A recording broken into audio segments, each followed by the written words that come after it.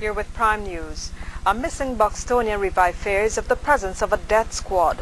We have more in this report. Ishmael Archer of Buxton has been missing for more than 1 week and is presumed dead. The young man was abducted from Buxton by a group of 4 men, some with ties to the village. They were in a dark blue car at the time. At the time, Archer was fetching water. His abduction and the fact that no trace of his whereabouts has been determined by his relatives have led to the assumption that he is dead.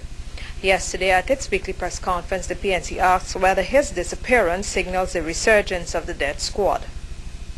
The abduction of Archer is reminiscent of the modus operandi of the phantom gangs which operated with impunity.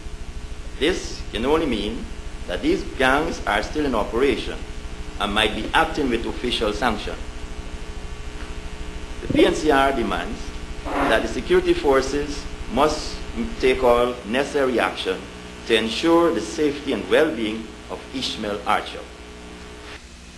Archer's disappearance followed the still unexplained death of Donna Herod while the police had an operation on in Buxton, and the brutal torture of Patrick Sumner and Victor Jones. The latter was conducted by the hands of people wearing the uniform of members of the Ghana Defense Force.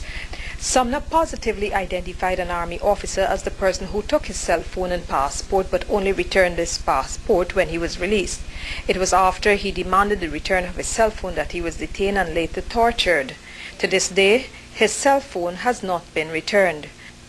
A few years ago, Jocelyn Eswick was abducted at the minibus park in the city and has not been seen since. Then there was Collie Wills, who was taken from his home and to date has not been seen since. The days of the death squad were punctuated with relatives speaking of persons dressed in police uniform taking their male relatives away, and many were never seen again.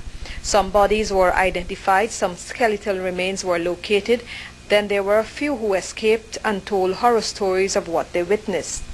The only person who spoke out of the operations on the death squad was George Bacchus, who himself died at the hands of a gunman shortly before he was slated to give evidence before the Commission of Inquiry. Reporting for Prime News, Julia Johnson.